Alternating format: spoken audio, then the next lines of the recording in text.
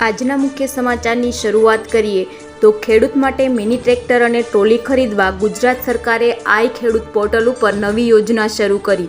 બાગાયતી ખેતી કરતા ખેડૂતોને કુલ ખર્ચના 40% અથવા તો વધુમાં વધુ 2 લાખ સુધીની સહાય આપવામાં આવશે, જેમાં મિની ટ્રેક્ટર ટ્રોલી સાથેનું ટ્રેક્ટર લેવા માટે ખર્ચના 40% કે વધુમાં વધુ 2 લાખ રૂપિયાની મર્યાદામાં સહાય આપવામાં આવે છે।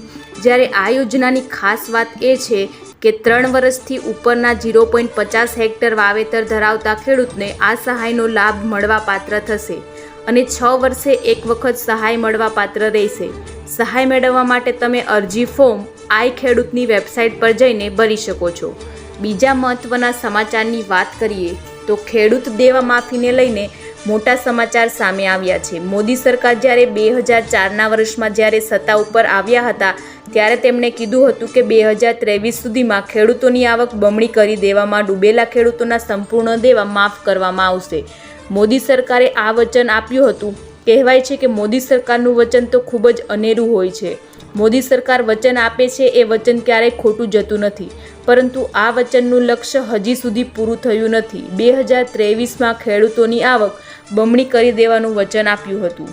બીજા અગત્યના સમાચારની વાત કરીએ તો ચોમાસાની ઋતુને લઈને ખેડૂતો માટે સારા સમાચાર આવ્યા છે।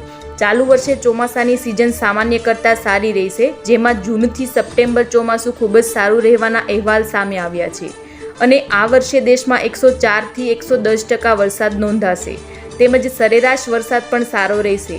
4 મહિનાના ચોમાસામાં સરેરાશ વરસાદ 666.8 mm નોંધાય છે। દેશમાં 1 જૂનની આસપાસ કેરળમાં ચોમાસું પ્રવેશ કરશે, જ્યારે અલ નીનોની અસરના કારણે ગુજરાતમાં સારો વરસાદ રહેશે।